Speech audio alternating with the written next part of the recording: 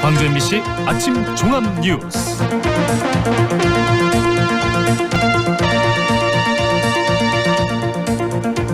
5월 24일 금요일 아침 종합 뉴스입니다.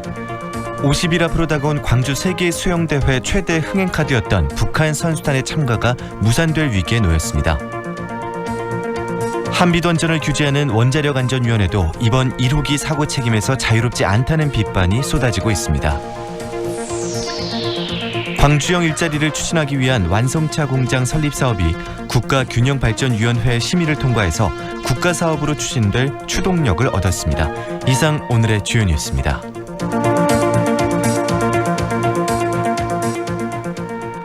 (50일) 앞으로 다가온 광주 세계 수영선수권대회에서 북한의 참가는 최대 흥행카드로 꼽혀왔었죠.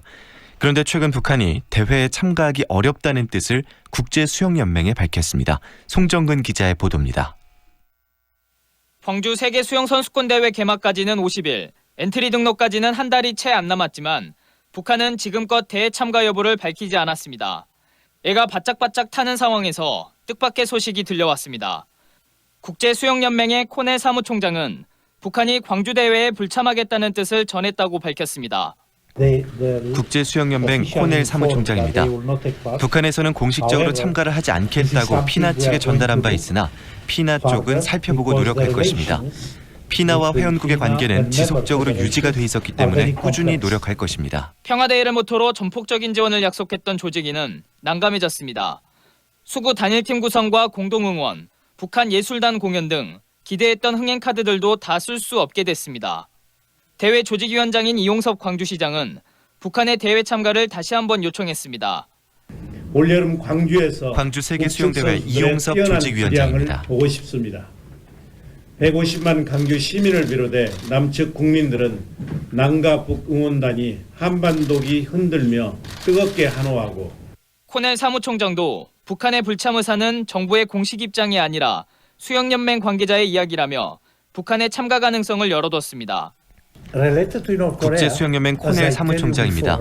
지난주 런던에서 열렸던 대회에 북한이 참가를 했듯이 참가를 할 가능성이 있고 이러한 가능성을 더 발전시키는 것이 회원국이 세계 수영선수권에 참가할 수 있도록 하는 피나의 노력입니다. 조직위와 피나는 도쿄올림픽 출전권의 43%가 이번 대회에 걸려있기 때문에 북한이 참가할 것으로 기대한다며 끝까지 설득하겠다고 밝혔습니다. MBC 뉴스 송정근입니다. 광주 세계 수영대회 기간 인천공항과 광주 송정역을 오가는 KTX 임시편 편성이 확정됐습니다. 정부는 국무조정실장 주재 조정회의를 열고 수영대회에 참가하는 선수단을 수송하기 위해 오는 7월 9일부터 29일 사이 인천공항에서 광주 송정역으로 오는 KTX 4편과 송정역에서 인천공항으로 가는 KTX 3편을 운행하기로 확정했습니다. 한비던전 1호기 사고에 대해 원자력안전위원회가 며칠째 조사를 진행하고 있습니다. 하지만 시민단체들은 원안이 역시 사고 책임에서 자유로울 수 없다고 비판하고 있습니다. 우종훈 기자입니다. 원전 규제 기관인 원자력안전위원회가 한빛 1호기의 열출력이 제한치를 넘었다는 정황을 안 것은 오후 6시 30분쯤. 한국원자력안전기술원 조사팀으로부터 1호기의 열출력이 지침을 어긴 의심이 간다는 보고를 받고서였습니다. 사건이 발생한 지 이미 8시간이 지난 뒤였습니다. 그때까지 원안위는 1호기에 무슨 일이 벌어지고 있는지 알지 못했습니다. 또 보고를 받은 즉시 지침에 따라 원전을 수동정지하지 않고 2시간여 동안 지체했다는 점도 비판을 받는 대목입니다. 최종 결정을 해가지고 원자력안전연구소 한병섭 소장입니다. 행정 권한은 원안위가 가지고 있는 거거든요. 그런데 원안위가 12시간 동안 그 행정 권한을 작동을 안 시킨 거란 말이죠. 원전 전문가와 환경단체들은 원안위도 이번 한비던전 1호기 사건의 책임에서 자유로울 수 없다며 조사를 받아야 할 원안위가 사건 조사를 하는 건 말이 되지 않는다고 주장했습니다. 이제야 특별 조사를 한다는 관계자입니다. 것은 자기 잘못을 셀프 점검하겠다는 것이나 다름없다.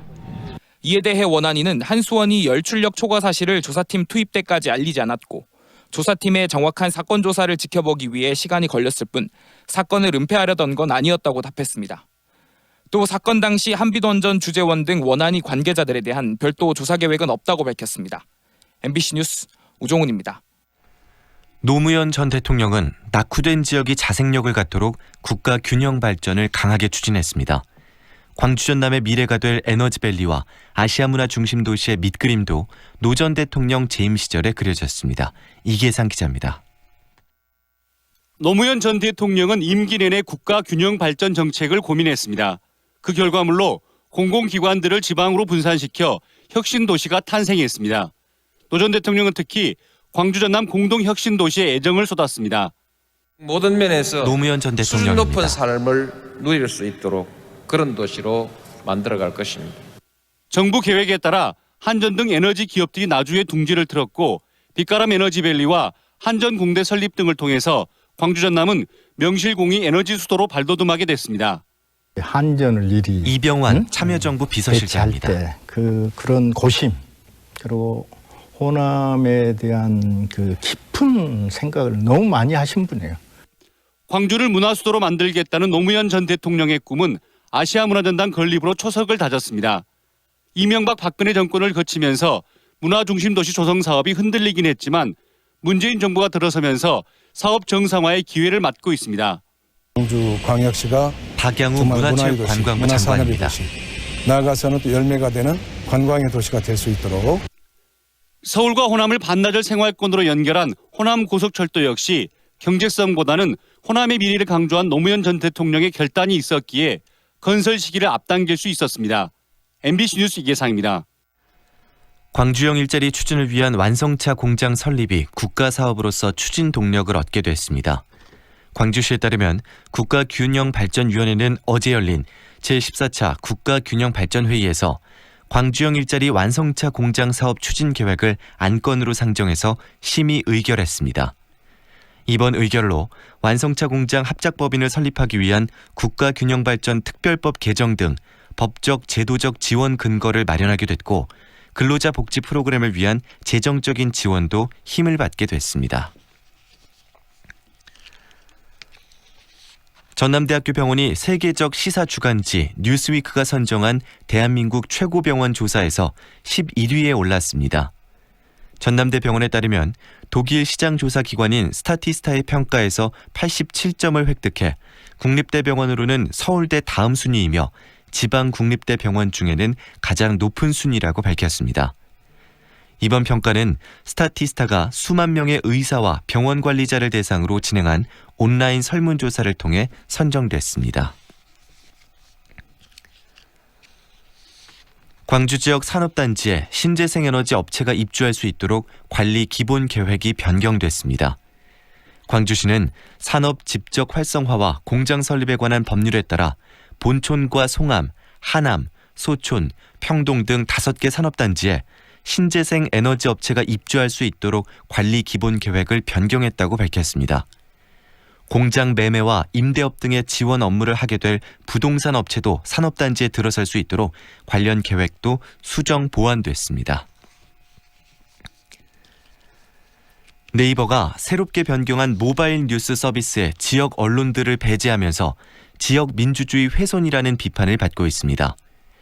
전국언론노조와 전국민주언론시민연합, 지역방송협의회 등은 어제 네이버 본사 앞에서 기자회견을 열고 네이버의 상업주의가 지역 여론을 무시하고 지역 민주주의를 훼손하고 있다고 규탄했습니다. 이들은 지역 언론이 만든 뉴스는 물론 최초 보도와 특종 보도를 검색해서 찾는 것도 불가능한 수준이라며 이를 해결하기 위해 지역 언론사와의 적극 협의를 촉구했습니다. 광주 MBC 아침 종합 뉴스를 마칩니다.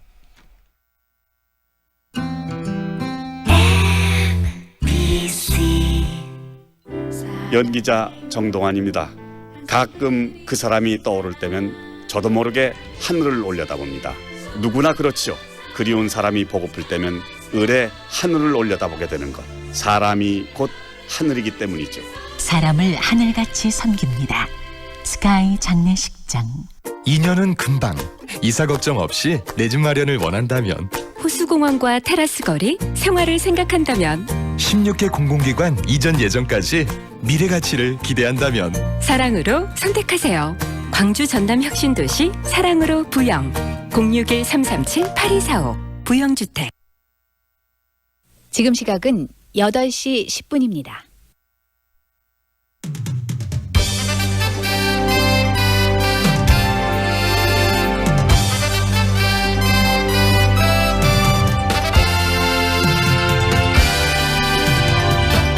황동현의 시선 집중. 2부 시작합니다. 최근 발생한 영광 한빛 원전 1호기 원자로 사고와 관련해서 안전 불감증이 문제가 되고 있습니다. 행정조치권을 지닌 원자력안전위원회가 원자로 열 출력이 제한치를 초과한 지 12시간이 지났어야 원자로를 정지시킨 건데요. 원자력안전위원회의 전문성과 대처 능력에 문제가 있다는 그런 주장도 나오고 있고요. 그래서 한빛 원전의 즉각적인 그리고 또 조기 폐쇄를 촉구하는 목소리도 함께 나오고 있습니다. 핵없는 세상 광주 전남 행동의 김종필 팀장에게 이번 사태에 대한 이야기 한번 정리해서 듣도록 하겠습니다. 지난해 전국적으로 준공영제 도입 버스들의 적자 보전 명목으로 1조 원이 넘는 혈세가 지원된 것으로 확인됐습니다. 광주도 해마다 600억 원 정도의 혈세가 지원이 된다고 하는데요. 그런데 이 혈세가 제대로 관리되고 있지 않다는 지적 끊임없이 나오고 있습니다. 최근에는 부정수급 사례까지 드러나면서 시내버스 준공영제도 전반을 손봐야 한다라는 그런 지적들이 나오고 있는 건데요. 오늘 이병훈 노무사와 함께 시내버스 준공영제의 문제와 개선점에 대해서 이야기 듣는 시간도 준비했습니다. 대한민국 민주화운동의 상징곡 하면 바로 다들 님을 위한 행진곡을 이야기하실 겁니다. 그런데 이 님을 위한 행진곡이 클래식으로 재해석돼서 전국화 그리고 세계화를 앞두고 있다고 합니다. 광주문화재단이 지난해부터 님을 위한 행진곡을 기반으로 창작 관현악곡을 공모했고 선정된 4곡이 이번 주에 첫 선을 보이는데요. 우리나라 사람들뿐 아니라 전 세계인들에게 5.18 광주의 또 숭고한 정신, 문화를 통해서 이런 정신들이 또 표현되고 표출되는 그런 계기가 되지 않을까라는 생각이 듭니다. 행사 내용 광주문화재단 김지원 문화사업실장에게 듣는 시간도 준비했습니다. 황동현의 시선 집중 계속됩니다. 우와, 통돼지 바비큐! 역시 우리 사장님이 최고! 즐거운 야유회, 체육대회, 최고의 맛으로 즐거움을 더하다. 통돼지 바비큐 출장 서비스 쿠바하우스. 알뜰한 가격, 통돼지 바비큐 출장 서비스 쿠바하우스. 062-351-7711. 도시의 풍경을 바꾸는 제1풍경체. 이제 광주 북구의 풍경을 바꿉니다. 새로운 중심에서 만나는 1556세대 프리미엄 대단지 제1풍경체 센트럴파크. 광주의 변화는 풍경체로부터. 6월 오픈 예정. 1899-2195 제1건설. 5월 빌리브 트레비체의 이름으로 특별한 122분을 모십니다. 공원 속 상록회관 자리에 스카이브리지 커뮤니티, 닥트인 파노라마 뷰까지. 광주에 없던 하이엔드 클래스. 세상의 부러움에 산다. 빌리브 트레비체. 062-367-1000번 신세계건설이 시공합니다. 좁은 국토를 효율적으로 활용하여 에너지 영토를 넓혀가는 기업이 있습니다. 탑솔라. 생명의 가치를 높이고 미래의 변화를 준비합니다. 하늘의 태양을 땅의 태양으로. 탑솔라. 2년은 금방. 이사 걱정 없이 내 집 마련을 원한다면, 호수공원과 테라스 거리, 생활을 생각한다면, 16개 공공기관 이전 예정까지 미래 가치를 기대한다면 사랑으로 선택하세요. 광주 전남 혁신도시 사랑으로 부영. 061-337-8245 부영주택. 4월 7일 장례를 치르신 유족 박상한 님입니다. 엄마 보내고 참 힘들었는데 위로가 많이 됐어요. 3월 4일 장례를 치르신 유족 전승현 님입니다. 덕분에 잘 치렀습니다. 정말 감사합니다. 진정한 위로. 남문 장례식장. 피곤해. 오늘 술 약속했어요? 이거 농부가 짠 엉겅 퀴즈 꼭 챙겨가세요. 농부가 짠 엉겅 퀴즈? 술 마시기 전에 미리미리 아셨죠? 역시 당신뿐이야. 음주 전후에 장수식품 농부가 짠 엉겅 퀴즈. 과육과 차도 있어요. 검색창에 장수식품. 아파트야, 타운하우스야? 어등산 한양 숫자인 테라스 플러스?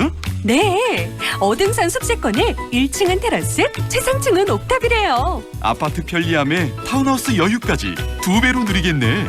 어등산 한양시자인 테라스 플러스 5월 오픈. 1566-5335 주식회사 한양. 상무와 수완이 가까운 프리미엄의 중심.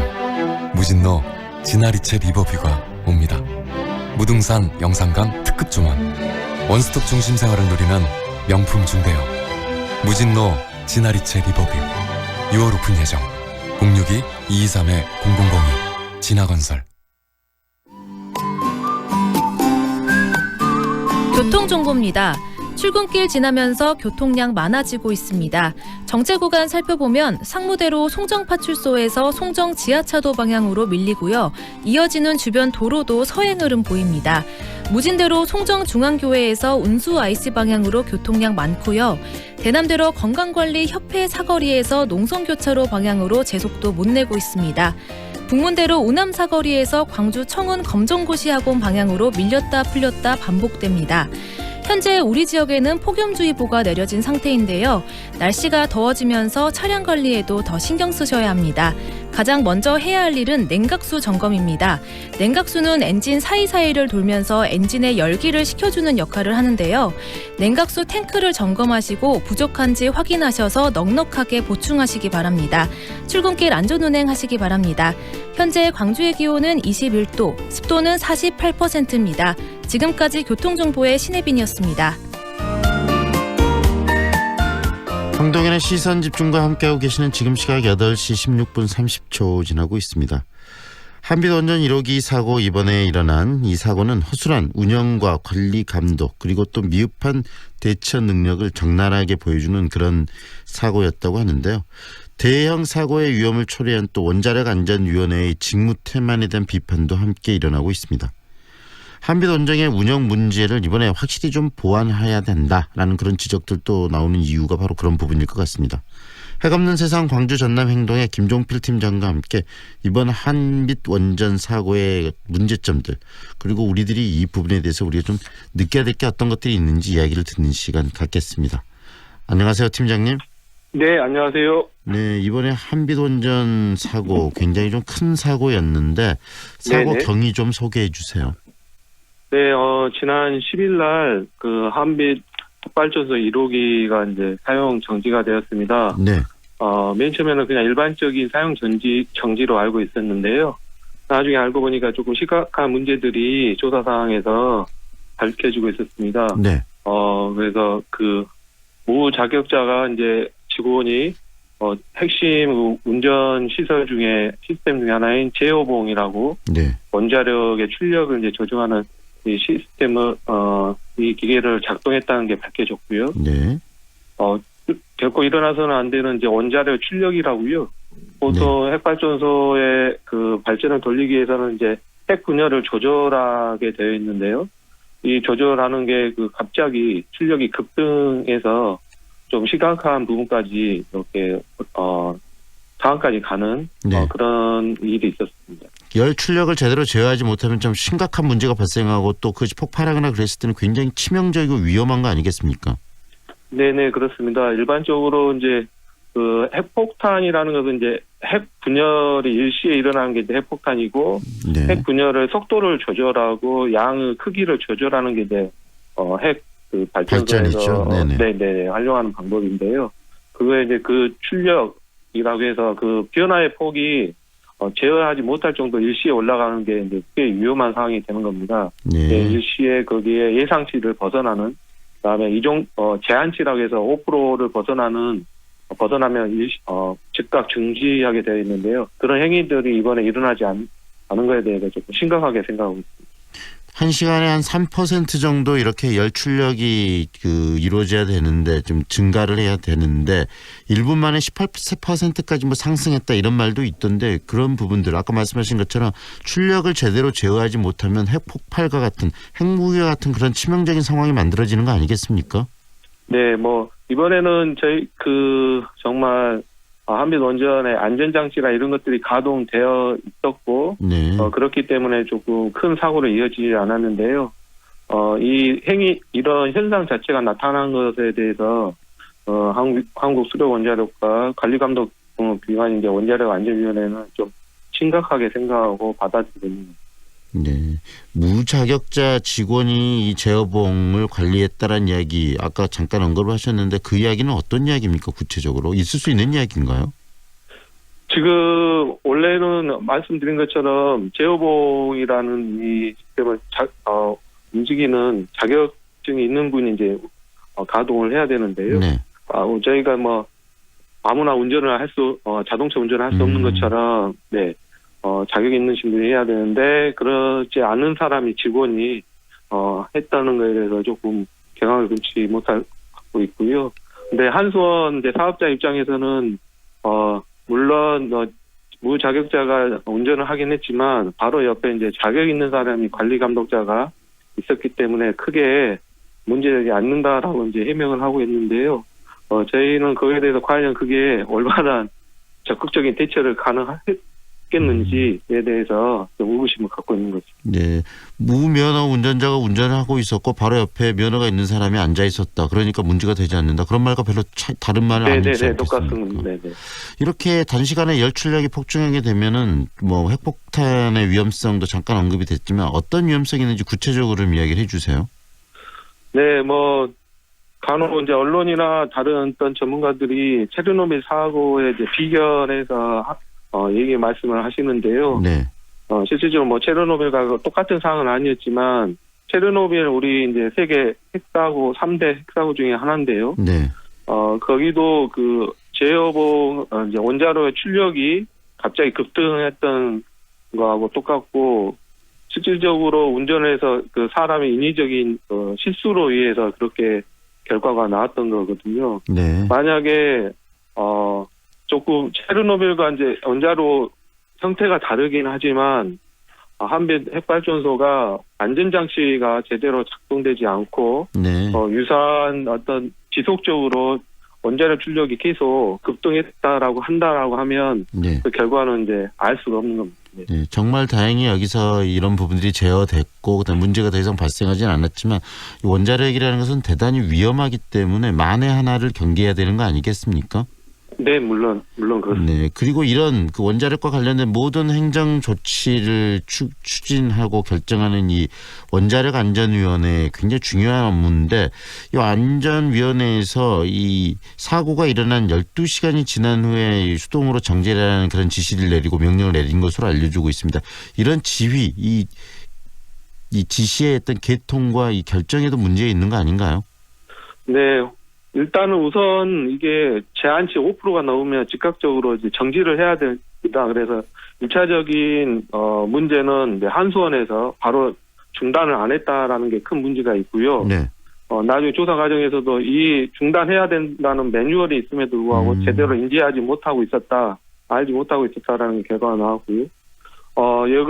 이 사실을 이제 6시간 이후에 조사를 받게 되는데, 보고를 받게 되는데, 그 이후에다 계속 운영이 되다가 12시간 후에 이제 정지됐다는 것 자체만으로도 원안위에서도 크게 책임이 벗어나지 못할 것 같습니다. 네. 앞으로 이런 체계에 대해서 좀 더 즉각적과 상황에 따라서 조치를 할 수 있는 어떤 신속한 운영 체계와 관리 감독이 좀 필요할 것 같습니다. 지금 현재 원자력 안전위원회는 어떤 식으로 운영이 됩니까? 어떤 분들이 구성 그 위원들로 들어 있고요?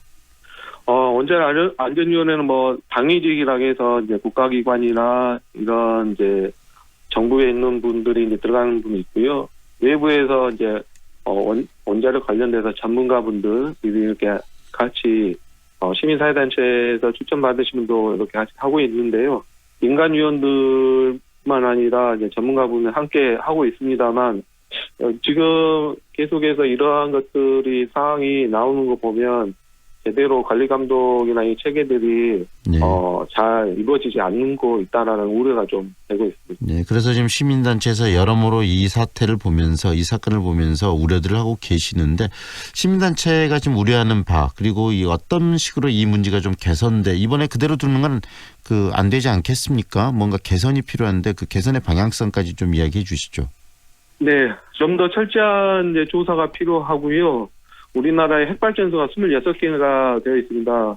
어떤 분들은 탈원전 때문에 곧 죽겠다라고 하는 표현을 할 정도로 이렇게 말씀을 하시는데요. 실질적으로 문재인 정부 들어서 탈원전이 제대로 되고 있지 않습니다. 그런 상황에서 이 원자력 안전에 대한 문제는 더 심각할 수밖에 없는 상황이고요. 좀 더 근본적인 대책과 관리 감독, 특히 이번과 같이 정보가 너무 폐쇄적이지 않고 공개되고 함께 이 부분에서 맞대고 고민할 수 있는 부분이 필요하고요. 한빛 핵발전소 1호기 같은 경우는 수명이 몇 년 남지 않았습니다. 이번 기회에 조금 문제의 심각성들이 계속 된다라고 한다면 조기 폐쇄도 좀 적극적으로 고려해야 된다고 저는 생각하고 있습니다. 네, 앞으로 논의들이 더 있어야 될 부분이라는 생각이 듭니다. 오늘 말씀은 여기까지 들을게요. 고맙습니다. 네, 고맙습니다. 핵 없는 세상 광주 전남 행동의 김종필 팀장과 함께했습니다.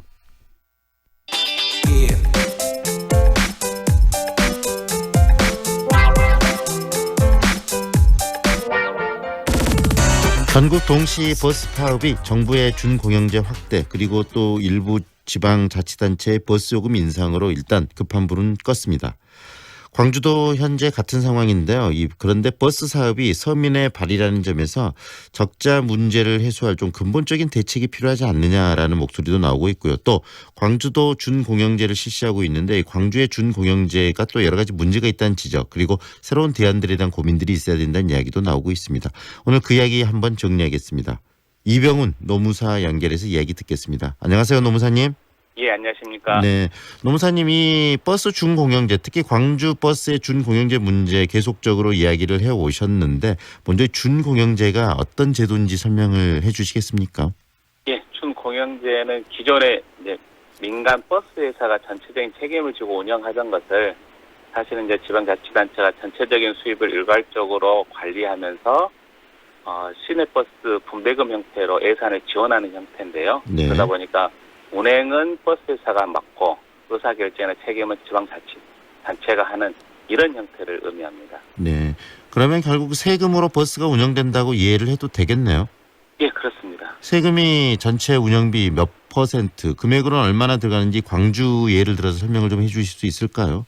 예, 전체적으로 약 1년간 10개 회사가 총 1,800여 원이 들어가고 있고요. 네. 예, 이 중에 광주 같은 경우는 지난해 약 600억 원을 시 재정으로 지원을 한 상황입니다. 광주시에서 버스를 운영하는데 10개 회사가 1,800억 원 정도를 가지고 운영을 하는데 그중에 600억 원 정도가 세금으로 들어간다. 이렇게 이해하면 되는 거네요? 예, 그렇습니다. 이렇게 버스 준공영제가 실시된 배경은 어디에 있습니까? 실은 이제 시내버스 준공영제는 2004년도, 우리 지역은 2006년 12월부터 시행이 됐는데요. 네. 사실 시내버스를 운영함에 있어서 민간 회사에 담당하도록 보니까 계속적인 경영 적자를 이유로 해서 운전원들의 고용 불안이 발생하고요. 네. 또한 시내버스가 시민의 발이라고 표현함에도 불구하고 운송회사 입장에서는 편한 곳 또는 손님이 많은 곳만 운행하다 보니까 실질적인 서비스가 제공되지 않고 있어서 네. 시내버스 준공영제 형태, 즉 운영은 버스회사가 돼 그 책임은 시가 예산 지원을 통해서 서비스를 증가하겠다 이런 취지하에서 시행이 되고 있는 상황입니다. 네. 10년이 훨씬 넘게 지금 시행 중인데 광주의 경우 어떻습니까? 잘 지금 정착을 하고 있나요? 문제점들이 많이 노출되고 있습니까? 서비스 개선이란 부분에서는 사실 많이 개선된 건 사실입니다. 또한 환승 제도를 이용함으로써 실제 시내버스 이용의 편의성이 더 증가됐고 또 어떤 면에서는 시가 신차 구입 또한 지원을 하고 있어서 네. 차량의 어떤 상태도 많이 개선된 건 사실인데 문제는 그러한 지원이 규모가 점점 증가하면서 시 재정에 대한 부담도 되고 또한 시 재정 지원만큼의 서비스 개선이 되고 있느냐에 대한 의구심도 사실 진행되고 있어서 긍정적인 부분과 약간 부정적인 부분이 병존하고 있는 상황인 것 같습니다. 네, 긍정적인 부분들은 좀 더 확대할 필요가 있지만 방금 말씀하신 것처럼 부정적인 부분은 개선해야 되지 않겠습니까? 예, 그렇습니다. 구체적으로 이 부정적인 부분들 지금 세금 지원금들은 계속 늘어나고 있지만 그 지원금이 늘어나는 부분에 반해서 실질적으로 서비스의 개선은 좀 더딘 것 같다는 지적을 해주셨는데 구체적으로 좀 이야기해 주세요. 어떤 문제점이 지금 광주 시내버스 준공영제에서 나타나고 있습니까? 예, 실제 이제 2006년 시내버스 준공영제 시행할 당시에 시 재정 지원은 180억 원 정도 수준이었는데요. 네. 지난해 600억 원 지원해서 약 3배 정도가 증가된 상태인데 문제는 실제 지원된 금액에 대한 객관적인 산정이 어려운 게 현실이고요.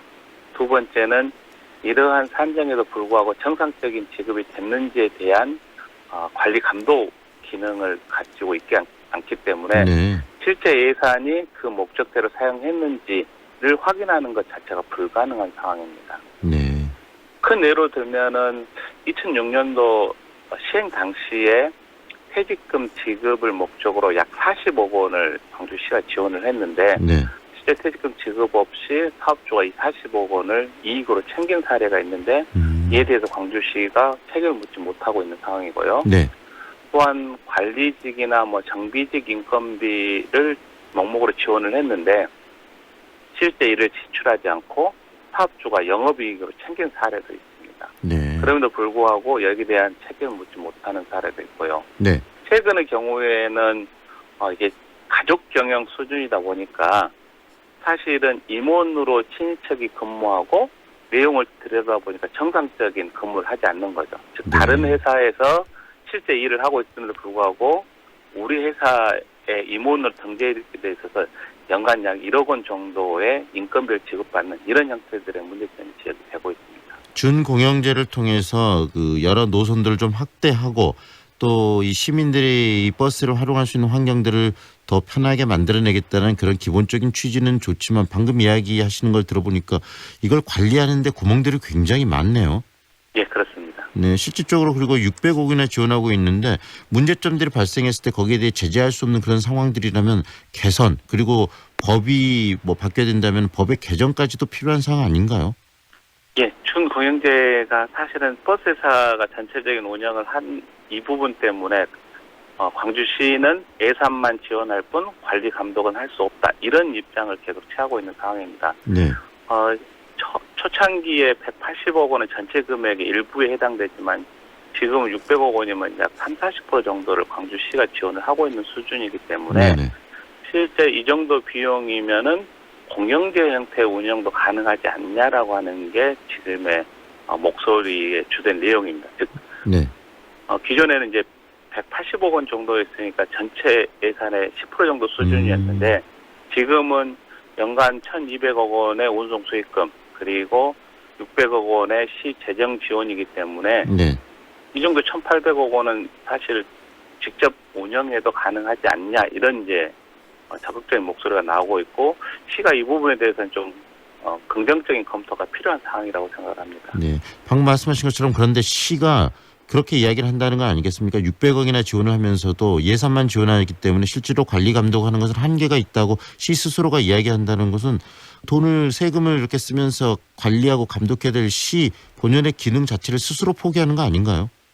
저희가 계속적으로 문제를 제기하는데 시는 준공영제 특징이 그것이다. 이게 지금 시가 계속적으로 관리 감독을 하지 못하는 원인이기도 합니다. 즉 광주 스스로 준공영제는 돈만 지원할 뿐 우리는 관리 감독을 하지 않습니다. 이게 준공영제입니다. 라고 얘기를 하고 있기 때문에 왜 관리 감독을 하지 않느냐고 물어보면 관리 감독은 원래 없습니다. 이게 지금 시의 기본 입장이기도 합니다. 600억 원의 세금이 들어가는데 관리 감독을 하지 않는다. 어떤 시민도 광주 시민도 거기에 동의하지 않을 것 같은데 그렇게 이야기하는 부분에 대해서 우리 노무사님은 어떻게 생각하세요? 저는 이제 무책임하다라고 하는 표현으로 저는 하는데요. 실제 광주시가 조금만 지켜보고 또 어느 방향으로 시내버스의 공공성을 확대할 것인가를 고민을 해야 되는데 사실 그런 노력은 하지 않는다는 게 가장 큰 문제입니다. 예로 들면은 시내버스의 수송 분담률이 점점 떨어지고 있습니다.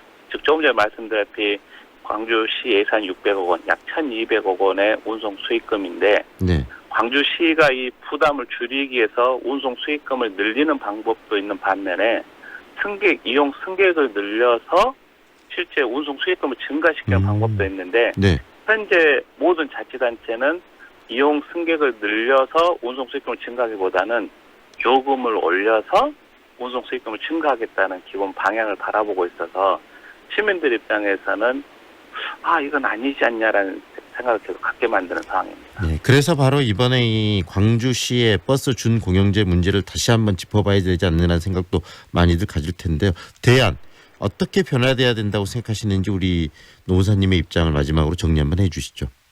예, 저희가 지하철을 운행하는 데 있어서 이게 준공영제 이런 표현을 안 쓰지 않습니까? 우리 지하철 공사가 운영하듯이 시내버스도 시 예산 전체로 운영하는 게 가능한 시점에 와 있기 때문에 이제는 준공영제가 아닌 공영제에 대한 어떤 검토, 논의가 필요한 시점이라고 생각을 합니다. 네, 오늘 말씀 여기까지 들을게요. 고맙습니다, 노무사님. 예. 지금까지 이병훈 노무사와 함께했습니다.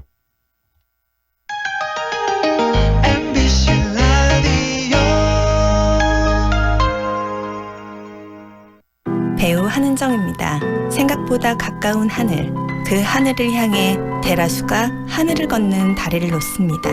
광주의 하늘을 당신에게 선물합니다. 하늘을 이어주는 아파트, 봉선주월 대라수 어썸브릿지, 광주 383-7774 대라종합건설. 무등산 아이파크 이후 광주에 찾아오는 또 하나의 아이파크. 더 높아진 기대만큼 더 빛나는 가치로 광주 화정의 화려한 변화가 시작됩니다. 아이파크로 빛나는 광주의 화려한 변화. 광주 화정 아이파크. 5월 오픈 예정. 문의 062-351-7701. HDC 현대산업개발. 미래도의 일상은 작품이 됩니다. 중해공원과 비엔날레 문화라이프. 미래도의 입지는 예술이 됩니다. 우수한 교육 환경과 우남 재개발 프리미엄. 기대하세요. 6월 중해공원 모아 미래도의 프리미엄이 당신을 찾아갑니다. 062-372-2001. 모아 종합건설. 마루 하면 정상이잖아요. 요즘 여자들 마음 사로잡은 중해 마루 일이 인기라고 합니다. 첨단에 이어 생활의 가치가 시작되는 곳. 광천 중해마루일 센터미 5월 24일 오픈합니다. 문의 광주 352-4500번. 93.9 Feelings between the sheets. Why am I caressing my mama's fat knees? 세상을 보는 지역의 눈. 여러분은 지금 황동현의 시선 집중과 함께하고 있습니다. 5.18 광주 민주화운동 39주기를 맞아서 80년 5월을 잊지 않기 위한 다양한 문화 행사들이 활발히 이어지고 있는데요. 지난해 광주문화재단에서는 민주화 운동의 상징곡인 임을 위한 행진곡을 기반한 창작 관현악곡을 공모했고요. 이번에 선정된 곡들을 가지고 5월 31일 초연 무대가 펼쳐진다고 합니다. 자세한 내용 광주문화재단 김지원 문화사업실장으로부터 듣겠습니다. 안녕하세요, 실장님. 네, 안녕하십니까. 네, 공연 앞두고 재단에서 몹시 바쁘실 것 같습니다. 어떻게 지내세요? 네, 그렇습니다. 지금 현재 많은 분들이 우리 첫 공연의 의의를 대해서 좀 알리고 있고요. 네. 5.18 단체를 비롯해서 많은 시민들이 참여할 수 있도록 저희가 초청장 발송이랄지 SNS로 홍보, 또 다음 주에는 작곡가들과 그 기자 간담회 등 여러 홍보 행사들을 갖다 준비하고 있고요. 이 자리를 빌어서 많은 시민들의 관심과 참여를 부탁드리겠습니다. 네, 실장님 지금 전화 상태가 좀 고르지 못해서요. 다시 여보세요? 여보세요? 네네, 됐습니다. 네. 전화 상태. 예. 네네, 이제 네. 됐습니다. 그리고요, 1년이 걸려서 작년부터 공모를 해서 이렇게 관현악 곡들을 지금 고르시고 또 선발을 하셨는데 그 과정도 설명을 좀 해주세요. 예, 저희 재단에서는 관현악곡의 이제 표준 2관 편성에 따라서 한 15분에서 내에 그 창작 관현악곡 작품 공모를 계획을 했었습니다. 네. 그래서 작곡자들한테 작품 창작에 대한 충분한 시간이 필요하다고 봤고요. 그래서 작년 3월에 저희가 공모를 시작했고 10월 말에 접수를 받는 일정으로 추진을 했습니다. 그래서 작년에 공모를 시작할 당시부터 접수 심사 일정을 감안해 봤을 때 이 창작 공모곡에 대한 초연 연주에는 올해 5월 중에 하는 것이 가장 적절하지 않을까 했었고요. 그 날짜를 마지막인 5월 31일로 잡고 공연을 준비하고 있습니다. 네, 이 과정 1년 동안 충분한 또 이 작곡의 시간까지 주면서 공을 들여서 지금 관현악곡으로 이 임을 위한 행진곡을 지금 창작곡으로 공모를 하시고 또 작품들을 이번에 초연을 하게 되는데요. 이렇게 임을 위한 행진곡을 관현악곡으로 만들어야 되겠다고 생각하시게 된 그런 공모의 배경은 어떤 겁니까? 예, 시민 여러분들이 잘 아시다시피 님을 위한 행진곡은 대한민국의 민주주의 역사와 함께온 상징 음악이라고 할 수 있습니다. 광주의 숭고한 이 가치를 예술적으로 승화시켜서 어떻게 하면 전 세계에 확산되고 계승할 수 있는 방법이 무엇인가에 대해서 많은 논의가 있어 왔고요. 그래서 고민 과정 속에서 어찌됐든 현재 국제적으로 공인되고 있는 보편적인 음악 장르인 관현악곡을 님을 위한 행진곡을 모티브로 해서 창작하자는 의견이 이제 모아졌습니다. 네. 그래서 작년에 사실 세계적인 작곡가의 마이클 도우티를 비롯한 4분의 작곡자들이 이미 위촉해서 창 제작곡을 해서 공연을 성황리에 마쳤습니다. 네. 이번에 선정된 분들이 어떤 분들인가 좀 궁금합니다. 예, 지금 현재 보시면은 저희가 이제 그 작품의 프로그램에 보면요. 네. 국외에서 1분, 국내에서 3분인데요. 네. 먼저 그 공모에서 최우수자로 선정된 트랄리키안 미란 씨라는 분이 계십니다. 이분은 네네. 아르메니아 태생으로서 현재 그리스 국적을 하신 30대 초반의 젊은 작곡가이고요. 네. 이력 보니까 독특하게도 그리스 공군 콘서트 밴드에서 지휘자 겸 관현악 편곡자로 활동 중에 있습니다. 네네. 그다음에 그 김신 작곡가는 님을 위한 행진곡을 위한 어떤 한산 교향곡이라는 곡으로 우수작으로 선정됐는데요. 네. 한국예술종합음악관 조교로 근무 중에 있고요.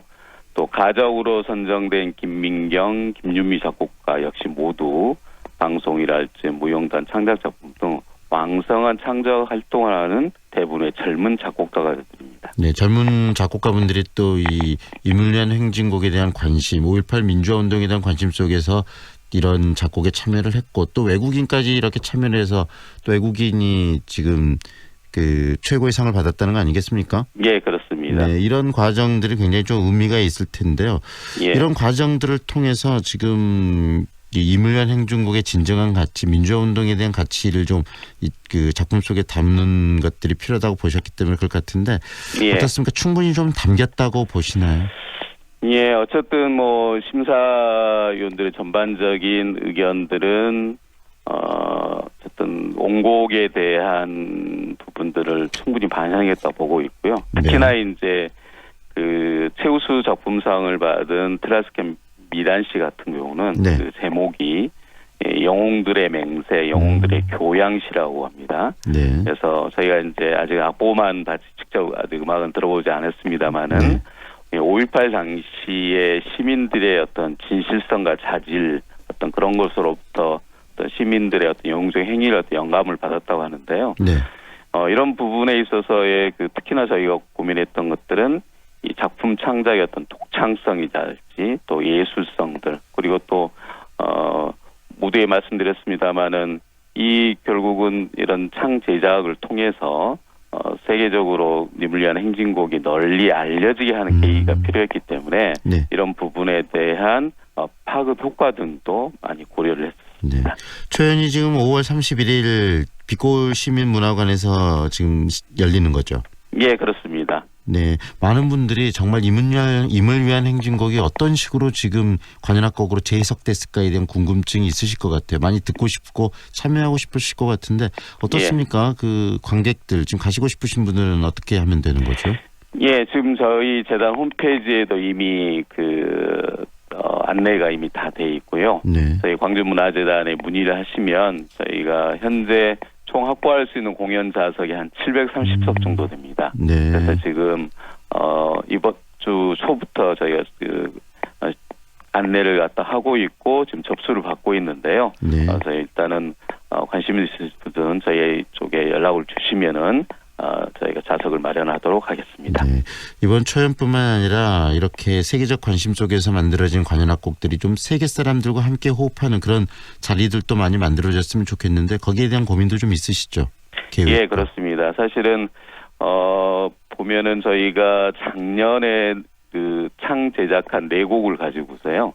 해외에서 한 2번, 국내에서 5번 정도의 공연이 있었고요. 네. 올해는 이 공모곡을 가지고서 국내에서도 한 5번, 또 독일에서 올 9월 정도에 한 번 정도의 그 공연을 통해서 어쨌든 님을 위한 이 행진곡이 관역공약도 널리 좀 알려지게 된 계기를 좀 마련하려고 준비하고 있습니다. 네, 좀 세계적으로도 알려주고요. 그다음 지속적으로 이 관현악곡들이 계속 방송이나 이런 부분들을 통해서 좀 알려지면서 많은 사람들에게 익숙하면서 사람들이 함께 공감할 수 있는 그런 곡으로서 지속성을 가졌으면 좋겠습니다. 행사 네. 잘 하시고요. 오늘 말씀은 여기까지 듣겠습니다. 고맙습니다. 네, 감사합니다. 지금까지 광주문화재단 김주현 문화사업실장과 함께했습니다.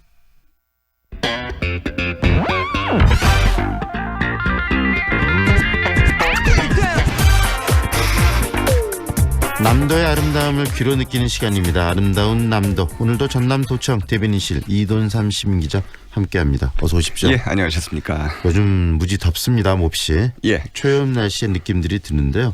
오늘은 어디를 소개해 주십니까? 말씀하신 대로 오늘 일기예보 보니까 30도 넘는다고 하더라고요, 한낮에. 그래서 오늘은 시원한 숲길이 있는 절집을 한번 가보겠습니다. 절집으로 가는 길 왼편으로는 계곡이 흐르고요. 또 숲에는 굴참나무, 층층나무, 3번나무, 떼종나무, 뭐 단풍나무 이런 나무들로 울창한 그런 숲길인데 네. 아름다운 숲 전국 대회에서도 인정을 받은, 그러니까 전국에서 가장 아름다운 숲길을 보유하고 있고요. 또 전각까지도 수수해서 언제라도 고향집처럼 아늑한 그런 절집, 조계산 서남사 한번 가보겠습니다. 순천 서남사. 예. 네, 순천에 있는 이 서남사는 정말 절집으로 가는 숲길. 예. 그다음에 그 뭐 절의 느낌 정말 좋은 곳 아니겠습니까? 그렇죠. 뭐 숲길 좋다는 거 방금도 말씀드렸습니다만 더 길게 이야기하면 이제 잔소리가 될 것 같고요. 사철 아름다운데 그 중에서도 봄에 지금 가장 아름다운 이제 절집인데 이 숲길에 황동현 PD 혹시 선녀들의 이착륙장, 요즘 말로 비행장이 있다는 거 혹시 아세요? 아니요. 그러신가요? 처음 들어보는데. 예, 여행을 하다 보면은 선녀들이 뭐 오갔다, 선녀들이 오르내렸다 이런 얘기들이 이제 많이 듣지 않습니까? 근데 서남사에는 선녀들이 하늘나라로 오르내리면서 이용한 이착륙장이 따로 있습니다. 네, 선녀들의 이 착륙장이 있다는 것은 거기 이렇게 물이 있다는 이야기일 것 같아요. 모욕하러 내려온 선녀 이야기. 당연히 물도 있고요. 그곳이 그러니까, 어디입니까? 예, 승선교 아시죠? 네네. 예, 승선교. 돌다리 가운데서 가장 아름답다고 이제 정평이 나 있는 뭐 보물로도 지정이 돼 있고 네. 또 교과서에도 이제 나오는 그런 반달 모양의 다리인데 서남사를 대표하는 이제 그런 풍경이지요. 이 승선교, 오를 승자에다 신선 선자를 씁니다. 이 승선교가 선녀들이 하늘나라로 올라갈 때 이용한 이륙장. 이고요. 네. 또 이 승선교의 반달 모양 사이로 보이는 누각이 하나 보이는데 강선루입니다. 내릴 강자에다 이제 또 신선 선자를 써요. 그러니까 여기는 선녀들이 무지개를 타고 내려온 착륙장. 그래서 이 선녀들이 강선루를 통해서 내려와 가지고 황 PD 말씀하신 대로 이 계곡에서 목욕을 하고 또 승선교에서 다시 하늘로 올라갔다는 뭐 그런 얘기가 되겠습니다. 네, 듣고 보니까 제가 알고 있는 곳이네요. 그렇죠. 네, 그 승선교 정말 멋진 다리 아니겠습니까? 예, 그렇습니다. 이 승선교는 언제 쌓은 다리죠? 정확히 계산해 보니까 294년 전이더라고요. 그러니까 조선 숙종 때 1713년인데 호암대사가 이제 처음 쌓은 것으로 그렇게 알려져 있습니다. 네. 자연 안반이 이제 다리를 이렇게 올렸는데 오랜 세월이 흐르면서 균열이 생겨가지고 지난 2003년 말에 완전히 해체해서 이제 다시 쌓았습니다. 그러니까 기존의 아치석을 그대로 활용해서 이제 넣었고요.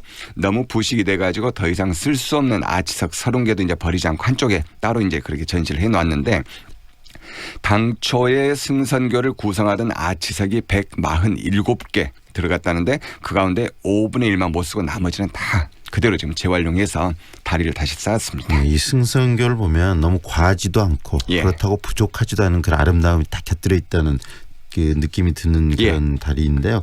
290년이 넘은 돌을 재활용한 것 굉장히 놀랄만한 일이네요. 근데 이제 뭐 더 재밌는 게요. 이 승선교 아랫부분에 불쑥 튀어나와 있는 용머리 혹시 네네. 보통 이제 홍교나 반달 모양의 다리 보면 용머리가 가운데에 딱 짜임새끼 이제 구성이 되어 있는데 이 용의 입에 보면은 엽전 세냥이 물려져 있다는 혹시 들어보셨습니까? 아니요. 제가 모르는 걸 오늘 이야기를 많이 가져오셨네요. 처음 듣는 이야기인데 용머리에 엽전 세냥이 물려 있습니까? 예, 그렇습니다. 그러니까 용머리에 물려져 있는 엽전 세냥 언뜻 보면 이제 보이지는 않고요. 네. 자세히 이제 보면 보이는데 1713년에 호암대사가 이 돌다리를 쌓으면서 시주를 많이 받았다고 그럽니다. 네.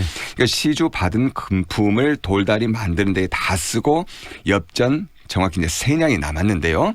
이 호암대사는 시주한 금품을 허투루 써서는 안 된다 이런 생각으로 용의 머리에다 그러니까 정확히 용의 이에다가 이빨에다가 엽전 세냥을 걸어두고 나중에 이 돈은 돌다리를 보수하는 데만 쓰도록 그렇게 이제 했다고 합니다. 근데 그 엽전 세냥이 지금도 그대로 걸려 있는데 승성교 바로 밑에까지 내려가 가지고 용의 머리를 천천히 살펴보면은 엽전 세냥이 걸려 있는 거 정확히 보입니다. 네, 엽전 세냥이 걸려 있는 승성교의 용머리. 예. 꼭 가면 한번 다시 좀 찾아봐야 되겠다는 생각이 드는데요. 예. 선녀들의 이 이착륙장도 또 엽전 세냥 이야기도 굉장히 좀 재밌는데 또 곁들여진 이야기가 더 있으면 소개해 주시죠. 예, 있습니다. 혹시 서남사의 옛 이름은 또 뭐였는지.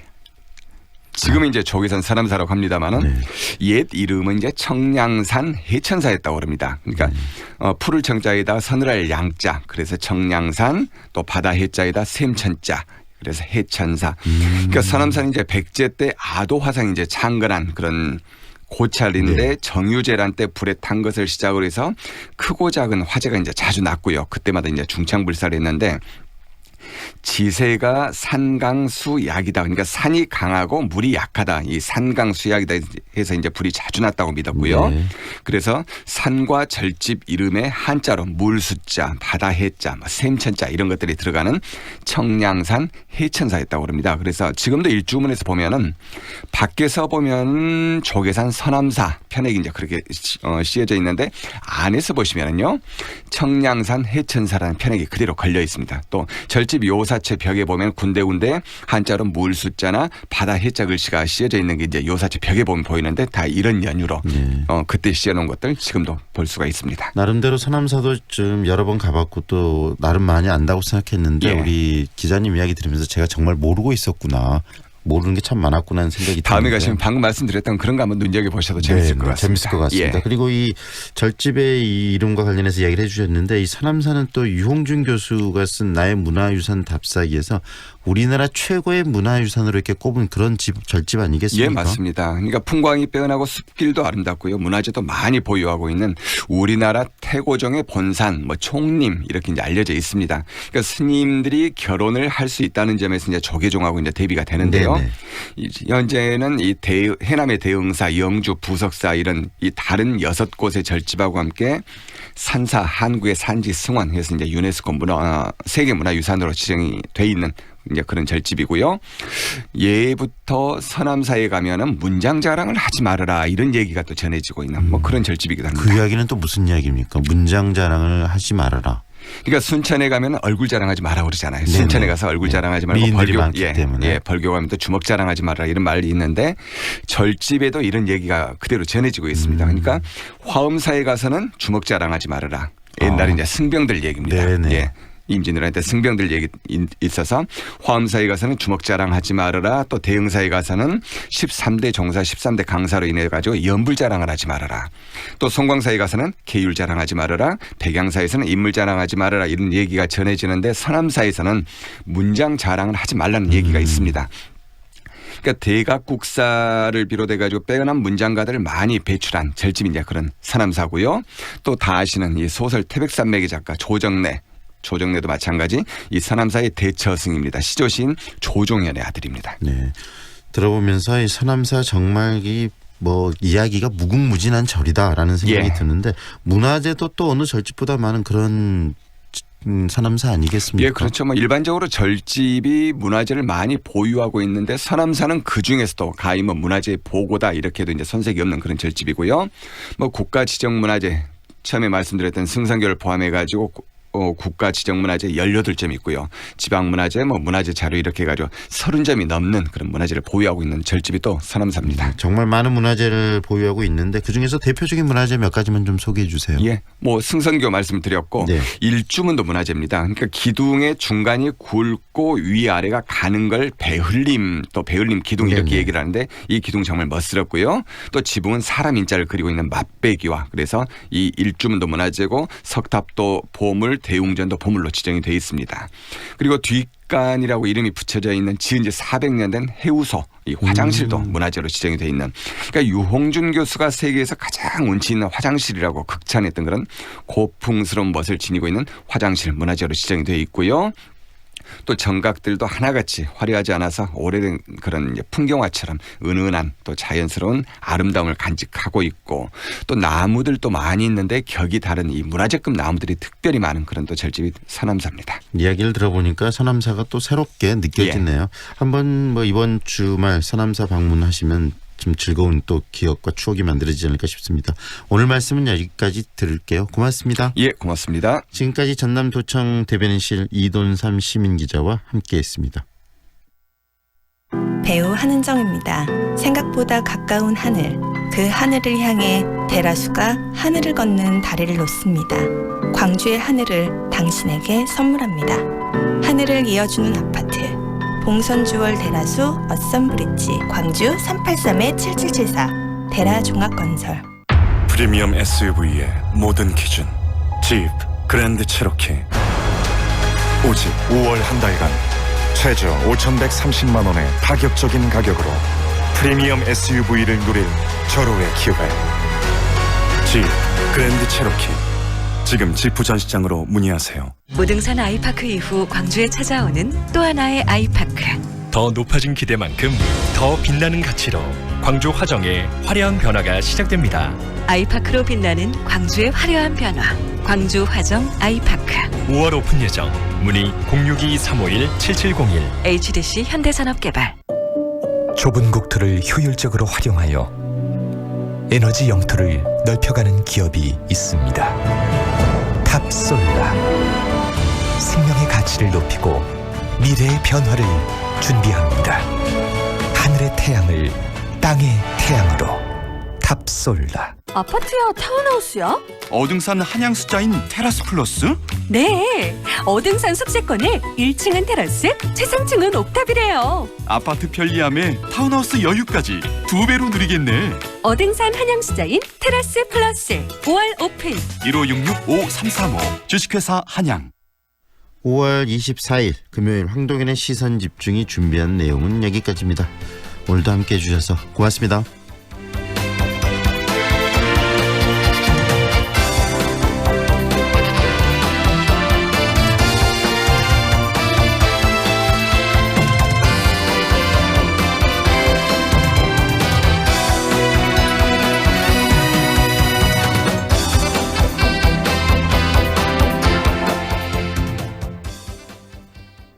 지금 시각은 8시 57분입니다.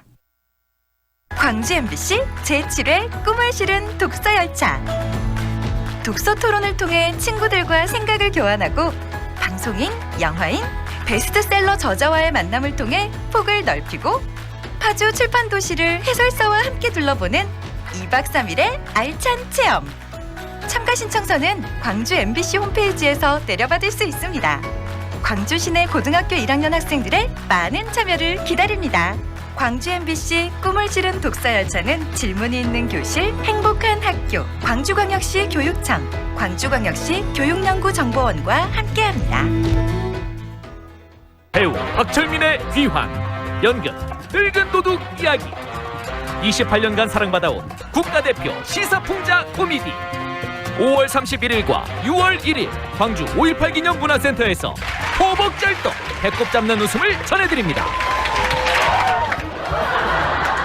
대체불가 박철민, 전회 출연, 전회 매진의 신화. 2019년에도 통쾌한 웃음은 계속됩니다. 연극 늙은 도둑 이야기. 공연 문의 1588-5187. 예매 인터파크. 14세 이상 관람가이며. 이 공연은 광주 MBC가 주최하고 진아리체가 함께합니다. 무등산 차밭에 싱그러운 봄이 피어납니다.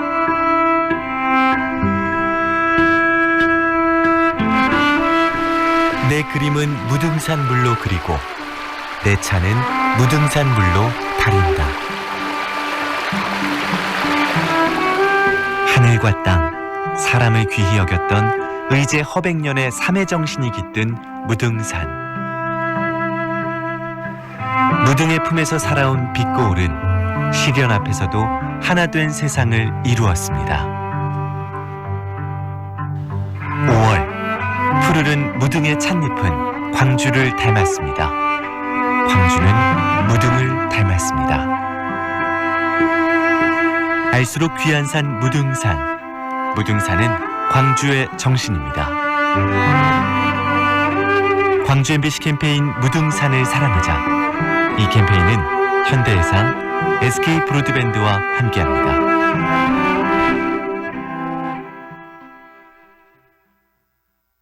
AM 819kHz, 표준 FM 93.9MHz, 광주 MBC 라디오입니다. HLCN. 친구처럼 다정한 연인처럼 MBC 문화방송. 여러분의 다정한 친구 광주문화방송이 9시를 알려드립니다.